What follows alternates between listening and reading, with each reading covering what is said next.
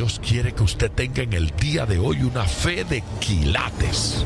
Más de 4 décadas dedicadas a la evangelización del mundo. Yo le estoy diciendo estas palabras para que usted fundamente su fe en realidades, en estas realidades eternas. Su contribución a la literatura cristiana hace evidente su compromiso con el Señor de hacer discípulos y formar ministros. La oferta del Señor a nuestras vidas es que nuestra fe crezca, que nuestra fe sea fortalecida. Escuchemos al doctor Díaz Pavón en Para que el mundo crea. Reciba la paz del Señor con mi salud. Gracias por participar en otro programa de Para que el mundo crea. Ojalá y no sea simplemente un oyente, sino un participante que nos llame, que nos escriba, que comente, que pregunte. Sus preguntas y sus comentarios son parte de la dinámica de nuestros programas, porque algunas de sus preguntas sugieren el tema que vamos a estar utilizando la próxima vez que estemos con ustedes. Soy el pastor Díaz Pavón y me siento feliz de poder compartir con usted en el día de hoy. Hoy quiero iniciar un tema nuevo, un tema que nos va a tomar 2 preguntas, un sermón que prediqué recientemente sobre el tema transformación en 3 tiempos. Transformación en tiempo pasado, transformación en tiempo presente y transformación en tiempo futuro. Básicamente, en el día de hoy nos vamos a quedar con esa transformación en tiempo pasado. ¿Por qué en tiempo pasado? Porque ese proceso de nuestra transformación, de nuestro cambio, comienza en algún momento. Claro, nosotros podemos hablar de transformación en nuestras vidas que comienza desde nuestro nacimiento. Claro que hay transformación física. Todo el mundo conoce ese proceso de transformación física cuando deja de ser un infante para convertirse en un niñito que ya camina, cuando va creciendo y entra en la preadolescencia, cuando llega a la adolescencia propiamente, cuando ya se convierte en un joven adulto, cuando ya está en la adultez y se casa, el proceso de envejecimiento que a todos nos golpea. Pero en la vida espiritual, igualmente, hay un proceso de transformación y es un proceso que básicamente comienza con la conversión, que no comenzó simplemente el día en que usted se convirtió, sino por lo que hizo Cristo en la cruz del Calvario. Bueno, hoy vamos a escuchar ese mensaje y el número telefónico estará a su disposición para que se comunique. Es el 305-228-9697. Acompáñeme al púlpito, por favor. Hablar de la transformación de nuestras vidas será tema de conversación por el resto de nuestra existencia. ¿Sí? Porque es determinante en la Biblia. Porque es un proceso en el cual estaremos durante todo el tiempo que estemos en este planeta. Amén.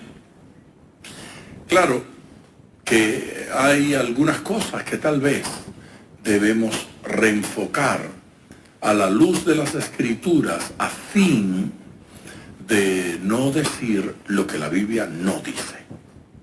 Como por ejemplo, algunas personas sostienen que nuestra transformación comienza el día en que nacimos. Pero eso no es lo que enseña la Biblia.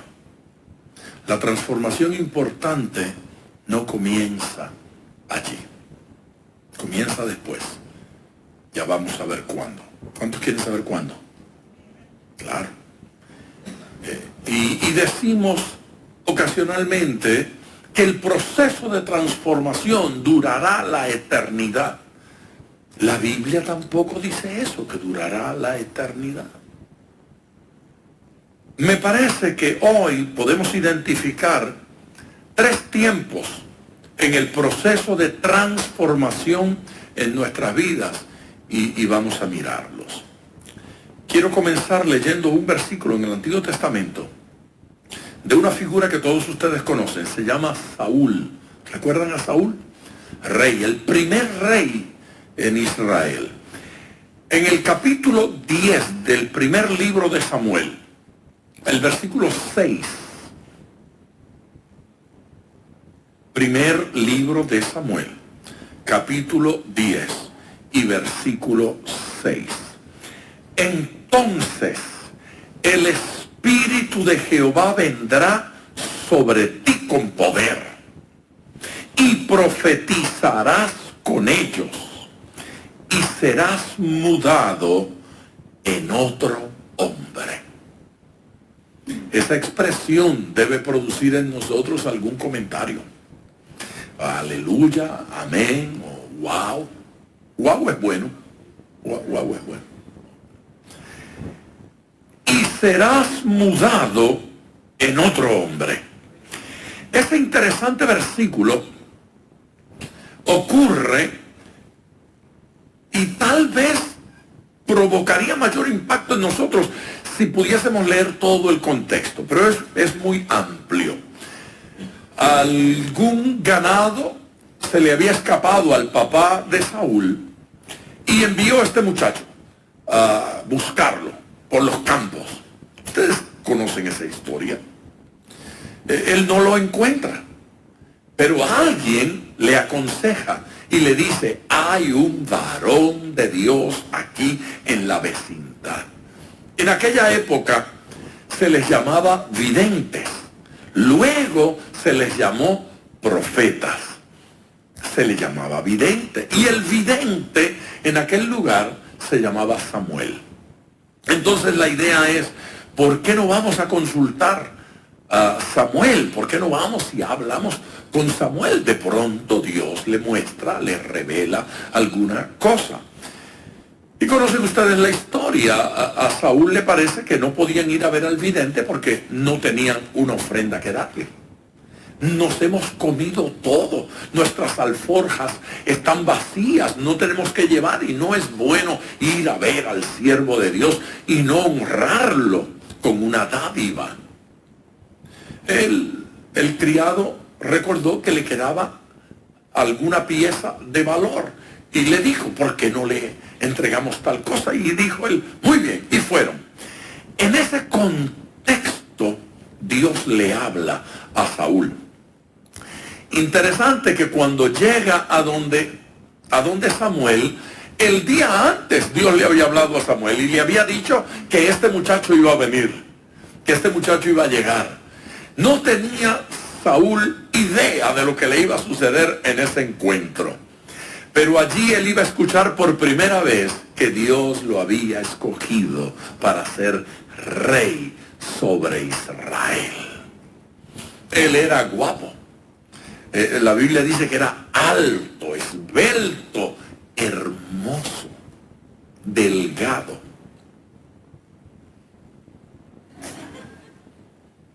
Nada de estas exageraciones. Era un muchacho guapo, era bien parecido. Dice que en todo Israel no había uno más hermoso que él. Wow, es bueno, mami. Mi esposa dijo: wow, me perdí.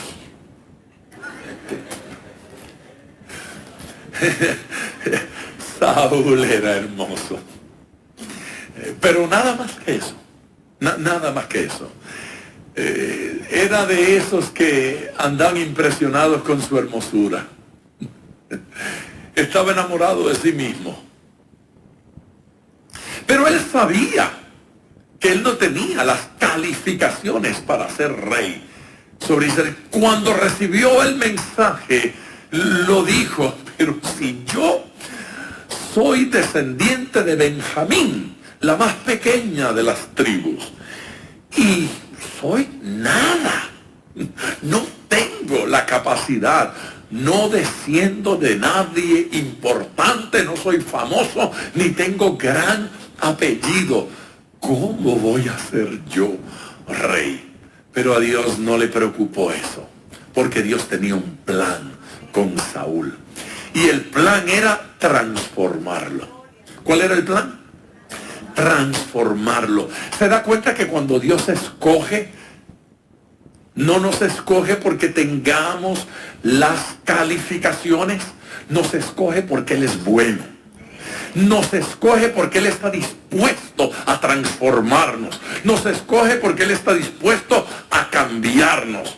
Así es que aquel que aspira a ser usado por el Señor debe entender que en algún momento Dios va a provocar mudanza en él. Lo mudó en otro hombre, lo transformó, lo convirtió en otro para poder hacer con él lo que Dios pretendía hacer. Así es que la razón por la cual Dios lo llamó no fue por su talento. Cuando una persona anhela ser usado por Dios en la iglesia, debe entender que el requisito será mudanza. El requisito será transformación, será cambio. Dios va a provocar ese cambio en nosotros. Si queremos servir, si queremos ministrar, si queremos ser útiles en las manos del Señor, tendremos que pasar por un proceso de cambio. Y aquel que llega a creer o a sentir que él ya es capaz, que él ya tiene las calificaciones y que no necesita nada para ser utilizado por el Señor, la tal persona no va a ver la gloria de Dios. Solo verá la gloria de Dios aquel que siente que la necesita. Cuando una persona opina de sí mismo de que yo sí puedo, a mí me preocupa mucho cuando oigo a la gente gritando, yo sí puedo, yo sí puedo. Yo sé que se van a escachar. Yo espero verlos por el camino en algún momento, porque el que siente que tiene la capacidad, el tal no experimenta la gloria de Dios. Y eso es una realidad en la iglesia. Eso pasa en medio nuestro. La palabra para transformación es esa que finalmente se utiliza en español, metamorfosis. Metamorfo es la palabra. Y significa un proceso de cambio. Significa un proceso de transformación. Así que en ese sentido, la transformación es un proceso que no terminó con nuestra conversión. Oh, yo me convertí, ya he sido transformado. Pero es evidente que nos falta mucho. Es evidente que nos falta mucho para ser como Jesucristo. Amén. Y creer que eso ocurre mediante el estudio. Creer que eso ocurre porque logro meter información en mi cabeza es estar lejos de la verdadera transformación. El versículo que acabamos de leer dice, entonces el Espíritu de Jehová vendrá sobre ti con poder. Aleluya. Y profetizarás con ellos habrá manifestación de esa unción y de esa gloria en tu vida y serás mudado en otro hombre. Ocurrirá la maravilla de la transformación. ¿Cuándo comienza ese proceso de transformación? Dije que no fue en el nacimiento. Comienza en la conversión. Miren este versículo de Filipenses, me encanta. Capítulo 1, versículo 5. Por vuestra comunión en el Evangelio, desde el primer día hasta ahora. El apóstol está hablando de una comunión que comenzó en un momento que él llama el primer día. Usted puede decir conmigo esa expresión, el primer día.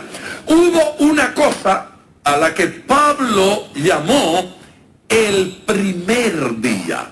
¿Usted recuerda cuándo comenzó su comunión en el Evangelio?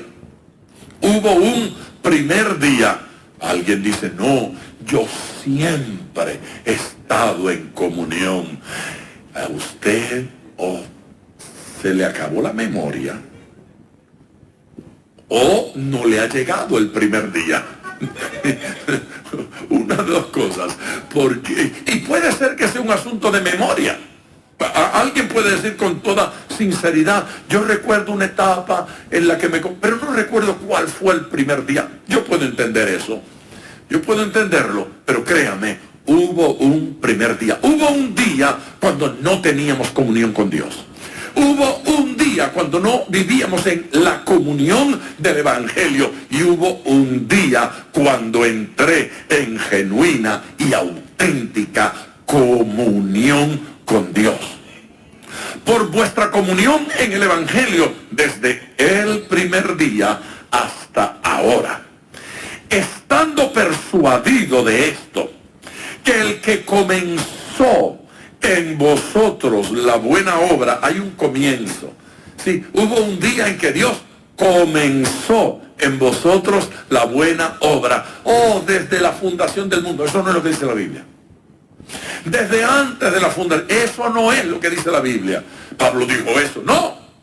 Pablo dijo que él fue escogido desde antes de la fundación del mundo. Escogido. Eso no significa que allí comenzó el trabajo. Este trabajo de Dios en nosotros comenzó en determinado momento. El que comenzó en vosotros la buena obra, lo perfeccionará hasta el día de Jesucristo. Desde entonces hasta la venida de Cristo estaremos en un proceso de transformación. ¿Cuántos saben que Cristo viene? Dele gloria al Señor si usted cree que Él viene. Aleluya. No somos modelos terminados. No somos modelos terminados. No lo somos. ¿Lo puedes reconocer? Amén. Somos obra en proceso. Mire a la persona que está al lado suyo, por favor, y dígale, no somos modelos terminados. Dígaselo directamente, no eres un modelo terminado. Para que no se enoje, dígale, yo tampoco. Dígale, no soy un modelo terminado. ¿Sí? Si me ve defecto es que no soy un modelo terminado. Mire a su esposa o a su esposo, pero suavecito, que no se dé cuenta. Mire, si le ve defectos, sepa que no es un modelo terminado. No, Dios no ha terminado. Estamos en proceso. Yo creo que eso hay que decirlo también. ¿No es cierto? Yo creo que eso también tenemos que decirlo, sí. Somos obra en proceso. Especialmente a su esposa, dígale, a su esposo, a sus hijos, a sus padres. Soy un modelo en proceso. No se ponga muy exigente. Somos una obra en proceso. Somos un trabajo de Dios en desarrollo. Pero no hay un proceso de Dios en desarrollo si no ha comenzado. Así es que es importante que en el día de hoy usted sepa que en efecto el trabajo de Dios en su vida comenzó, que ya inició. Dios está trabajando en nosotros. Dele gloria a Dios. Cada día, para parecernos más a Él. Él está trabajando en nosotros cada día para que nos parezcamos más a Él. Pero la historia no termina allí. De que Dios está trabajando, Dios está trabajando. La pregunta es cuán consciente estoy de que yo tengo que estar trabajando. Óigame, Señor, tenemos que estar trabajando en nuestras vidas para parecernos más al Señor. No nos podemos conformar con lo que ya somos. Tenemos que parecernos a Cristo. hablemos de este desarrollo. Hablemos de estos 3 tiempos en nuestra transformación. Transformación en 3 tiempos. El primer tiempo, la primera experiencia. Tal vez debamos considerar a Corintios, la segunda carta, capítulo 3, versículo 18. Esto es poderoso. Por tanto, nosotros todos, mirando a cara descubierta. Eso de a cara descubierta significa con el velo descorrido, sin velo, quitando el velo. Esa es la idea. Nosotros todos mirando a cara descubierta, como en un espejo, la gloria del Señor, somos transformados de gloria en gloria en la misma imagen, como por el Espíritu del Señor. Trabajo del Espíritu de Dios en nuestras vidas, proceso de transformación. ¿Cuándo comenzó ese proceso? Allí dice que comienza cuando el velo se descorre. Mientras hay velo, no hay transformación. Porque ¿qué hace el velo? Me impide ver. Y tengo que ver, tengo que mirar. ¿A dónde tengo que mirar? Tengo que mirar a su rostro. Tengo que mirar a su gloria. Tengo que comenzar a verlo en algún momento.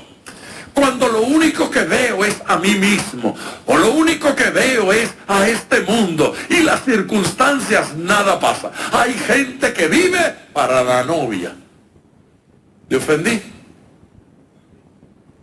Hay gente que vive para los hijos, para la esposa, para el esposo. No ven otra cosa. Sin eso no hay vida. Ay, si ella se muere, me muero. Mentira. Se mueren y están ahí vivito y coleando en la próxima semana. No más tranquilos. Bueno, no tan tranquilos. ¿Sí? Llorarán, se enfermarán. Algunos se mueren. Pero el que se muere es que no tiene vida fuera del esposo. No tiene vida fuera de sus padres. No tiene vida fuera de sus hijos. No tiene vida fuera de su novio. Usted tiene que tener vida. Amén. Vida en Él. Es bueno que usted ame a su esposo. Cristo es la razón de ese amor. Cristo debe ser más importante que su esposo, que su hijo, que su hija, más importante que sus padres. Él es el Señor. Pero el que no lo ve, hay gente que cuando piensa en Dios, piensa en un predicador. Dios es algo así como Billy Graham perfeccionado. Sí.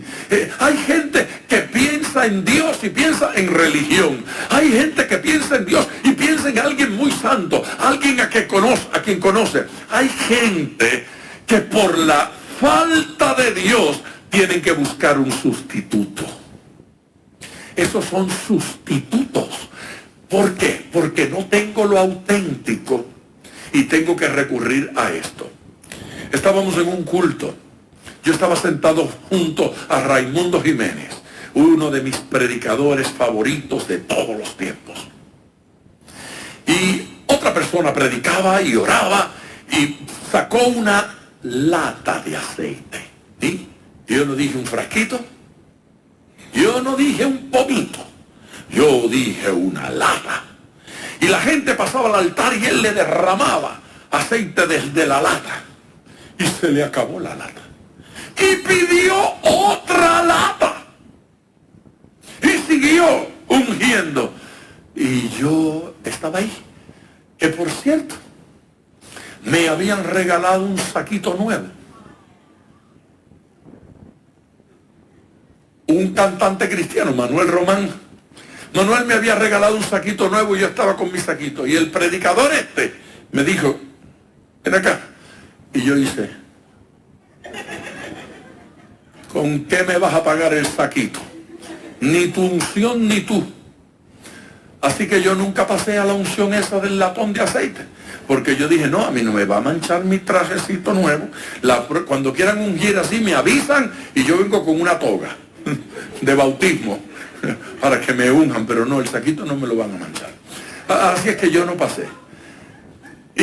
Pero me dirijo a Raimundo y le digo, hermano Raimundo, ¿por qué para este hombre es tan importante bañarme con aceite? Y a toda esta gente. Y Raimundo dijo, es que cuando falta el aceite del cielo, compramos Goya.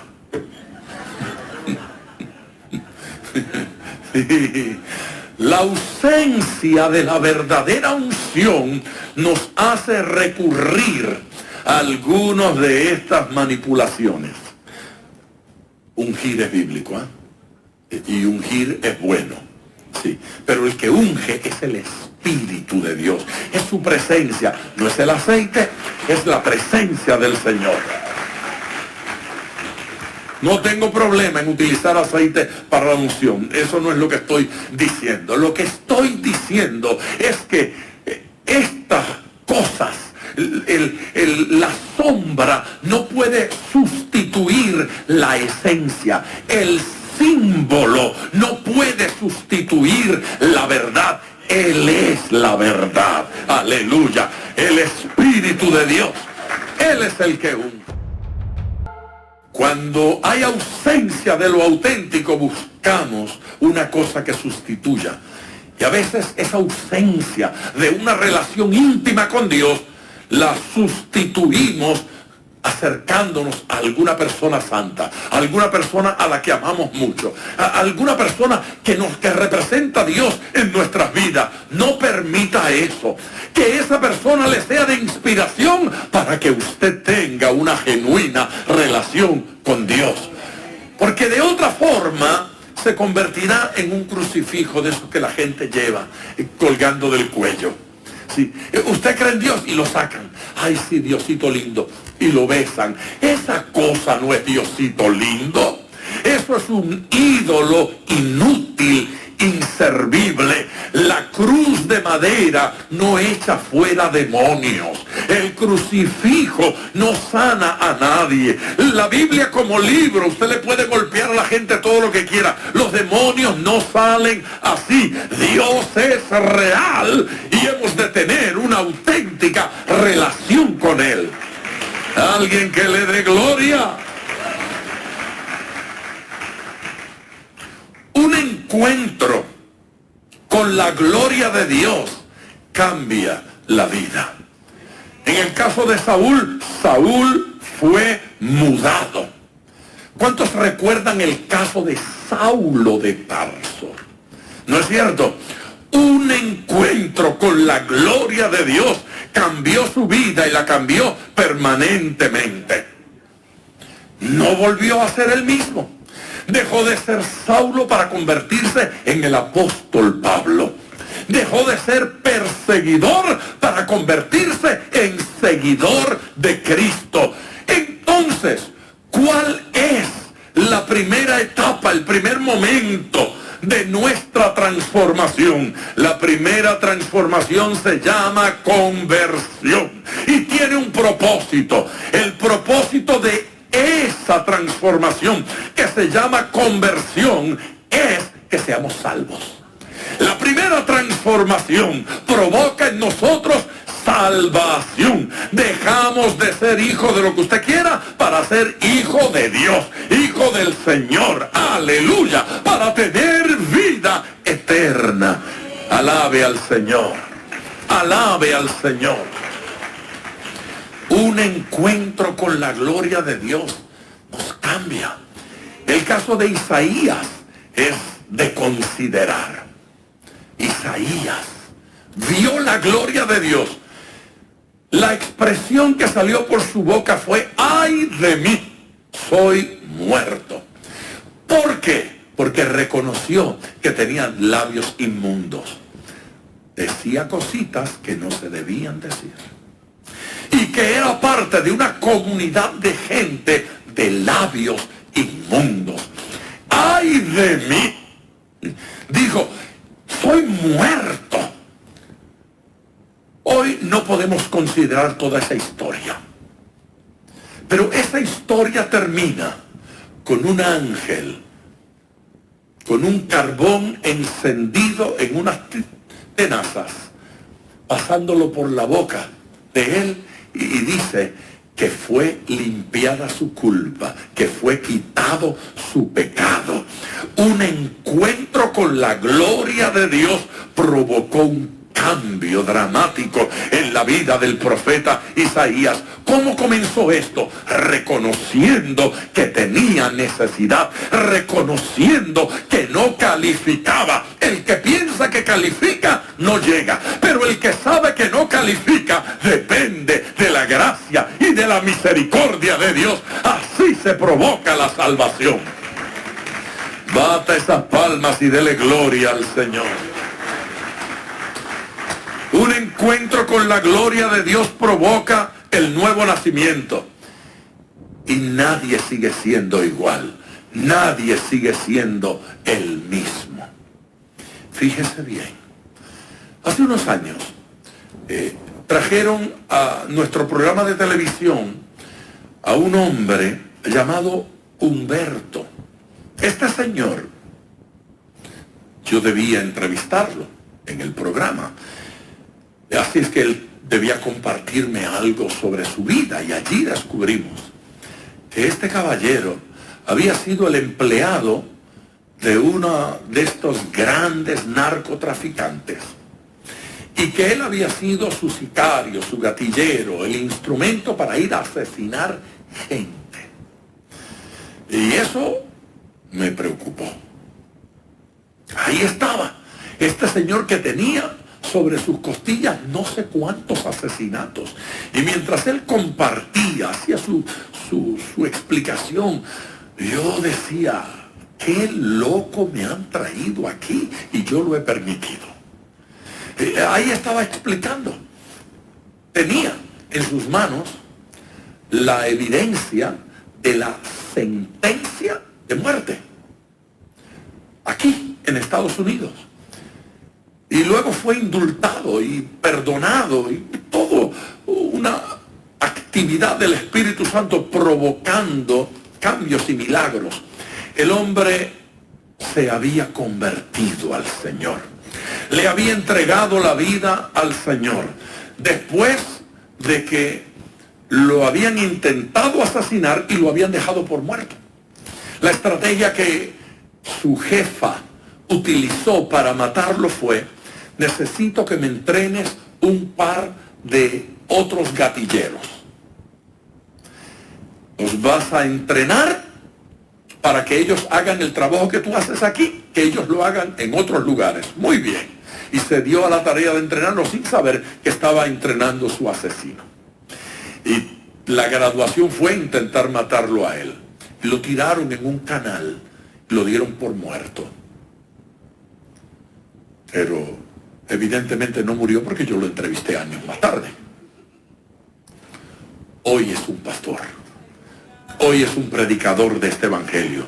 Hoy es un predicador de amor, de misericordia y de bondad. Pero mientras yo entrevistaba a ese hombre, mi cerebro no dejaba de procesar la información y decir, no es posible que este hombre tan bueno haya asesinado a alguien. No es posible que un hombre tan bondadoso, un hombre tan sano, un hombre tan cariñoso, alguna vez haya sido un asesino. Es que no era ese que estaba delante de mí. Había sido mudado. La experiencia del nuevo nacimiento cambia gente. Dele gloria. Ya de regreso con ustedes en tiempo de oración. Creo que usted, como yo, está disfrutando este mensaje. Mañana vamos a recibir la segunda parte de este mensaje. Igualmente, Dios nos va a hablar, Dios nos va a edificar y Dios nos va a ministrar. Quiero orar con usted. Si no ha llamado, llame ahora. El número es el 305-228-9697. Insisto en ese número. Es el mismo de todos los días. 305-228-9697. Muchos han llamado ya. Quiero orar con ustedes y los que están llamando, a ustedes también los incluimos. Señor eterno, agradecidos por tu amor, agradecidos por tu bondad y tu misericordia para con nosotros. Qué experiencia tan grata esta, la de poder disfrutar de estos sermones, de estos mensajes. Gracias, Señor eterno, por lo que has estado haciendo, por tu manifestación, por tu expresión.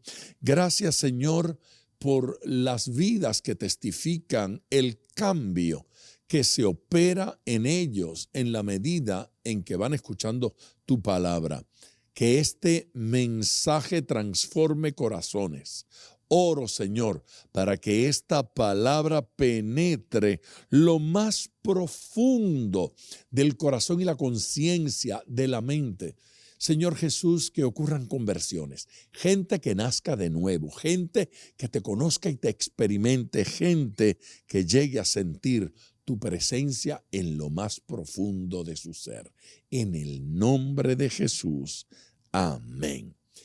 Gracias por su sintonía. Mañana continuamos con este tema, transformación en 3 tiempos. Gracias por sintonizar Para que el Mundo Crea con el Dr. Díaz Pavón. Nuestro ministerio desea brindarle acceso a este programa descargando gratuitamente la aplicación DPM Radio. Para oración, comuníquenos su necesidad llamando al 305-228-9697, 305-228-9697 o en las redes Facebook e Instagram bajo Díaz Pavón Ministries.